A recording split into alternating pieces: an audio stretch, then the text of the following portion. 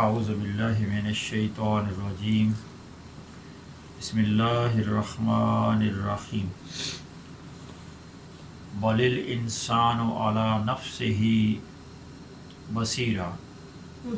ولو القی معاذیرہ لا تحرک بہ لسانک لتعجل بہ ان علینا جمعہ وقرآنہ فَإِذَا قَرَأْنَاهُ فَاتَّبِعْ قُرْآنَهُ ثُمَّ إِنَّ عَلَيْنَا بَيَانَهُ كَلَّا بَلْ تُحِبُّونَ الْعَاجِلَةَ وَتَذَرُونَ الْآخِرَةَ صدق اللہ مولانا العظیم وصدق رسولہ النبی الکریم ونحن علی ذلک لمن الشاہدین والشاکرین والحمد للہ رب العالمین۔ وقال اللہ تعالی ان اللہ وملائکتہ یصلون علی النبی یا ایھا الذین آمنوا صلوا علیہ وسلموا تسلیما اللہم صل وسلم علی سیدنا ونبینا ومولانا محمد وعلی آل سیدنا ونبینا ومولانا محمد وبارک وسلم وصلی علیہ۔ اللہ رب العالمین کی حمد و ثنا اور رسول کریم صلی اللہ علیہ وسلم پر درود و سلام کے بعد قابل سعادت کرام برادران اسلام، السلام علیکم ورحمۃ اللہ۔ قرآن مجید فرقان حمید کی سورۃ القیامہ، اس کے مضامین ہم 2-3 نشستوں میں بیان کر چکے ہیں۔ آج اس کی آیات نمبر 14 سے لے کر کے 21 تک آپ کے سامنے تلاوت کرنے کی سعادت حاصل کی ہے۔ ان آیات مقدسہ کے معنی و مفاہیم اختصار کے ساتھ آج کی اس مجلس میں اللہ رب العالمین کی توفیق سے بیان کرنے کی کوشش اور صحیح اللہ کریم قبول فرمائے۔ اللہ رب العالمین بیان فرماتا ہے کہ بل الانسان علی نفسہ بصیرہ، بلکہ انسان خود ہی اپنے آپ سے خوب آگاہ ہے۔ ولو القی معاذیرہ، اور کیوں نہ وہ بہانے تراشتا رہے۔ لا تحرک بہ لسانک لتعجل بہ، اب اپنی زبان کو قرآن کے ساتھ حرکت نہ دیں تاکہ قرآن یاد کرنے میں جلدی فرمائیں۔ ان علینا جمعہ وقرآنہ، بے شک اس کا جمع کرنا اور پڑھوانا ہمارے ذمہ ہے۔ فَإِذَا قَرَأْنَاهُ فَاتَّبِعْ قُرْآنَهُ، پس جب ہم اسے پڑھ چکے ہیں تو آپ پڑھے ہوئے کا اتباع کریں۔ ثُمَّ إِنَّ عَلَيْنَا بَيَانَهُ، پھر بے شک اس کا بیان ہمارے ذمہ ہے۔ کل بل تحبون العاجلہ، ہرگز نہیں بلکہ تم آخرت سے پہلے جلدی مل جانے والی شے کو چاہتے ہو، پسند کرتے ہو۔ وتذرون الآخرہ، اور آخرت کو چھوڑ بیٹھے ہو۔ یہ ان آیات مقدسہ کا اپنے ترجمہ سماعت فرمایا۔ سب سے جو پہلی آیت ہے اس میں اللہ رب العالمین یہ بیان فرما رہا ہے کہ انسان جو ہے وہ اپنے آپ سے بخوبی آگاہ ہے، اپنے آپ کو جانتا ہے۔ اور اس سے پہلے والی جو آیت تھی گزشتہ ہفتے کے دوران ہم نے اس پر گفتگو کی تھی، آخری آیت میں اللہ رب العالمین نے یہ فرمایا تھا کہ وہ دن یعنی قیامت کا دن کہ جب ہم انسانوں کے جو نامہ اعمال ہے اس کا کیا دھرا جو ہے، جو کچھ اس نے اعمال کمائے ہیں، جو کچھ اس نے کیا ہے آگے یا پیچھے، وہ سارا کچھ کھول کر کے ہم اس کے سامنے رکھ دیں گے۔ اب اس سے اگلی آیت میں اللہ فرما رہا ہے کہ انسان خود اپنے آپ سے بھی بخوبی آگاہ ہے، جانتا ہے اپنے آپ کو، اور کیوں نہ وہ بہانے تراشتا رہے۔ اب یہاں اس سے مراد یہ ہے اللہ رب العالمین یہ بتا رہا ہے کہ قیامت کے دن ہم نامہ اعمال کھول کر کے انسان کے سامنے رکھ دیں گے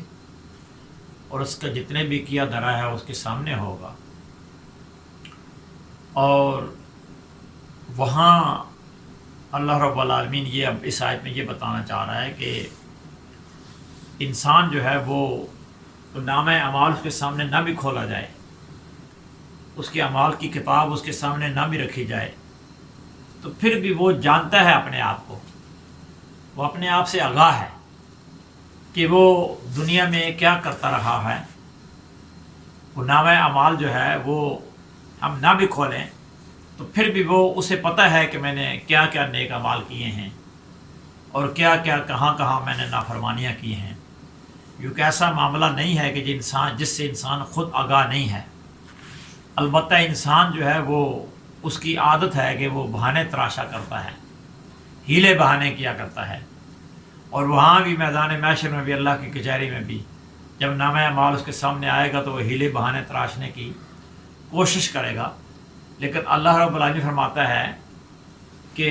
قرآن مجید کے ایک دوسرے مقام پر اللہ نے فرمایا کہ پھر اس وقت تو یہ ہوگا نا کہ جب ہم اس کی کیفیت دیکھیں گے انسان کی، یہ تو ہم اس کے منہ پر مور لگا دیں گے، اس کا منہ بند کر دیں گے، اور پھر اس کے انسان کے جو جسم کے جو اعضاء ہیں نا وہ گواہی دیں گے، وہ بولیں گے، جسم کے اعضاء بولیں گے کہ یہ کیا کیا کرتا رہا ہے۔ اس کی زبان کو ہم مور لگا دیں گے، بند کر دیں گے، اور اس کے جسم کے اعضاء جو ہیں وہ اس کے ایک ایک عمل کی جو ہے وہ گواہی دیں گے، حتیٰ کہ جس زمین کے ٹکڑے پر جس انسان نے عمل کیا ہے وہ زمین کا ٹکڑا بھی اس کی گواہی دے گا قیامت کے دن کہ اس نے یہ عمل کیا تھا۔ اسی لیے ہم جب نماز پڑھتے ہیں جماعت کے بعد، ہمارے جو دیگر یا جماعت سے پہلے ہماری سنتیں ہوتی ہیں یا نوافل ہوتے ہیں جماعت کے بعد ہوتے ہیں، تو اکثر آپ نے دیکھا ہے کہ ہم جس جگہ پر ہم نے فرائض پڑھے ہیں وہاں سے ہٹ کر کے پھر دیگر نماز ہم ادا کرتے ہیں۔ کیوں کرتے ہیں؟ وہ دراصل اس کے پیچھے بھی فلسفہ یہی ہے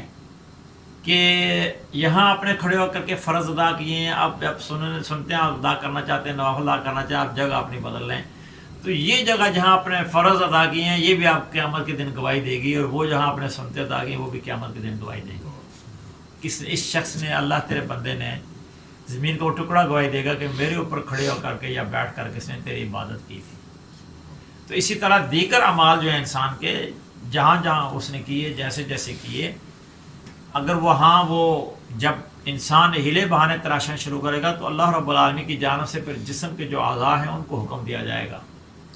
کہ تم بتاؤ اس کے اعمال وہ نیک ہیں یا بد جو بھی ہیں، وہ پھر اس کے اوپر گواہیاں آئیں گی۔ تو اللہ رب العالمین فرماتا ہے کہ یہ بہانے جو ہے نا، یہ تراشنا اس سے کسی کام نہیں آئے گا۔ اب اس سے آگے والی جو آیت ہے اس میں اللہ رب العالمین نے موضوع جو ہے وہ تھوڑا سا تبدیل ہو گیا۔ اس میں اللہ رب العالمین فرما رہا ہے نبی کریم صلی اللہ علیہ وسلم پر جب وحی نازل ہوتی تھی تو حضور نبی کریم صلی اللہ علیہ وسلم جب آپ کے سامنے حضرت جبریل علیہ السلام جو ہے وحی جو ہے وہ نازل فرماتے تھے اور پڑھتے تھے قرآن کو، جو آیات آپ نازل لے کے آتے، تو نبی کریم صلی اللہ علیہ وسلم بھی ان کے ساتھ جو ہے نا اسی طرح پڑھتے تھے، عجلت کے ساتھ، تیزی کے ساتھ، کہ کوئی لفظ جو ہے یا کوئی اس میں سے رہ نہ جائے مجھ سے۔ تو اللہ رب العالمین نے اپنے رسول حضور رسالت مآب صلی اللہ علیہ وسلم ارشاد فرمایا کہ آپ اپنی زبان کو حرکت نہ دیں اور جلدی نہ فرمائیں، بے شک یہ جو وحی ہم نازل فرما رہے ہیں، یہ جو قرآن آپ پر ہم نازل فرما رہے ہیں، اس کا جمع کرنا اور پھر اس کا پڑھوانا یہ ہمارے ذمہ ہے۔ نبی کریم صلی اللہ علیہ وسلم سے اللہ رب العالمین ارشاد فرما رہا ہے کہ آپ تسلی رکھیں، آپ پر جو وحی نازل ہو رہی ہے یہ آپ بھولیں گے بھی نہیں اس کو، اور آپ سے ضائع بھی نہیں ہوگی کوئی چیز، آپ کے سینے میں ہم اسے محفوظ کر دیں گے۔ آپ جو جلدی جلدی میں پڑھتے ہیں اس کو، جبریل امین جب تلاوت کرتے ہیں آپ اس کے ساتھ ہی آپ اس کو دہراتے ہیں جلدی میں، تو اللہ رب العالمین فرماتا ہے کہ آپ اپنی زبان کو اتنی جلدی میں حرکت نہ دیں، آپ، یہ ہمارے ذمہ ہے کہ ہم نے جو وحی آپ پر نازل فرمائی ہے اس کی ہم حفاظت کیسے کریں گے، اس کو جمع بھی کریں گے اور اس کی حفاظت بھی فرمائیں گے۔ تو حضور صالح مآب صلی اللہ تعالیٰ علیہ وآلہ وسلم جو ہے جب یہ وحی نازل ہوتی ہے اس کے بعد تو حضور نبی کریم صلی اللہ علیہ وسلم کی اس قلب منیر پر سینہ عطر پر وہ محفوظ ہو جاتی ہے بھائی. قرآن مجید کا وہ حصہ، وہ آیتیں، وہ صورتیں جو آپ صلی اللہ علیہ وسلم پر نازل ہوتی ہیں وہ آپ تلاوت نہ بھی کرتے تو محفوظ ہو جاتی ہیں آپ کے سینہ عطر میں، قلب منیر میں. اور اللہ فرماتا ہے بے شک اس کا جمع کرنا پڑھوانا ہمارے ذمہ ہے. یعنی ہم جب اس کو نازل فرما رہے ہیں، ہمارا کلام ہے، تو ہم اس کی ذمہ داری بھی لے رہے ہیں کہ ہم اس کی حفاظت بھی کریں گے اور ہم اس کو پڑھنے کا جو ہے نا وہ بھی اہتمام اس کا جو ہے وہ کیا جائے گا. اس کے بعد اللہ رب نے فرمایا کہ پس جب ہم اسے پڑھ چکے ہیں تو آپ پڑھے ہوئے کلام کا اتباع کریں. یعنی اللہ رب نے فرما رہا ہے کہ جب جبریل امین جو ہے وہ آپ کے اوپر وہی پڑھ لیں تو اس کے بعد آپ اس کو پڑھنے کا اہتمام فرمائیں. پھر بے شک اس کا بیان ہمارے ذمہ ہے. اللہ رب نے فرما رہا ہے کہ اس کے بعد جو اس کا بیان ہے وہ بھی ہمارے ذمہ ہے. اللہ رب العالمین نے قرآن مجید فرقان حمید کے حوالے سے یہ ساری ذمہ داری اٹھائی ہے. اور قرآن مجید فرقان حمید کے بارے میں آپ جانتے ہیں کہ یہ ایک قرآن مجید ایک مرتبہ تو یک بارگی کے ساتھ یہ نازل ہوا ہے اور پہلے آسمان پر، پھر اس کے بعد جو اللہ رب العالمین اس کو جستہ جو ہے وہ نبی کریم صلی اللہ علیہ وسلم کے قلب منیر پر اللہ تعالیٰ رب العالمین جو ہے اس کو نازل فرماتا ہے. اور یہ 23 برس کا جو ہے عرصہ ہے جس میں قرآن مجید مکمل طور پر جو ہے وحی کی صورت میں حضور صلی اللہ علیہ وسلم کو عطا فرمایا گیا. اب یہاں یہ بیچ میں قرآن مجید کا ذکر آیا، نبی کریم صلی اللہ علیہ وسلم کا تلاوت کرنے کا ذکر آیا اور اس قرآن مجید کو جمع کرنے اور حفاظت کرنے اس کے بارے میں اللہ رب العالمین نے ذکر فرمایا. اور اس کے بعد پھر موضوع وہی چلا گیا جو پہلے شروع میں آیا تھا کہ انسان جو ہے وہ اس کا ڈسکس ہو رہا تھا، یوم آخرت، پھر اس کے نامہ اعمال اور پھر دیگر چیزیں، اس کے ہیلے بہانے سارے جو ہے اس کا ذکر ہو رہا تھا. یہاں پھر اللہ رب العالمین نے فرمایا کہ کل بل تحبون العاجلہ، ہرگز نہیں بلکہ تم آخرت سے پہلے جلدی مل جانے والی شے کو پسند کرتے ہو. وتذرون الآخرہ، اور آخرت کو چھوڑ بیٹھتے ہو. یہاں مراد یہ ہے کہ انسان جو ہے وہ فطرتاً عجلت پسند ہے، جلد باز ہے، اور جلد بازی میں اس کے فیصلے بھی ہوتے ہیں، جلد بازی میں اس کے اقدامات ہوتے ہیں. تو اللہ رب العالمین فرما رہا ہے کہ تم دنیا جو ہے وہ تمہارے سامنے نظر آتی ہے، دنیا کی دل فریبی تمہیں نظر آتی ہے، دنیا کی چکا چوند تمہیں نظر آتی ہے، اور دنیا کے یہ آسائشات اور یہ چیزیں جو ہیں تمہیں اپنے بہت قریب نظر آتی ہیں تو تم ان کی طرف دوڑے چلے جاتے ہو، ان کی طرف بھاگے چلے جاتے ہو، ان کو سمیٹنے میں جو ہے وہ مصروف ہو جاتے ہو. اور فرمایا کہ وہ آخرت جو ہے جو آخر میں آنے والی چیز ہے اس کو چھوڑ بیٹھتے ہو، اس کو فراموش کر دیتے ہو. یعنی تمہاری عجلت جو ہے اس کا تعلق جو ہے وہ دنیا کے ساتھ ہے اور آخرت کے ساتھ نہیں ہے. آخرت کو کمانے کے لیے، آخرت کو بنانے کے لیے، اپنی آخرت کو سنوارنے کے لیے تمہارے جو رویے ہیں وہ اس طرف تمہاری توجہ نہیں ہے. دنیا جو تمہیں خوش نما دنیا تمہیں نظر آتی ہے سامنے،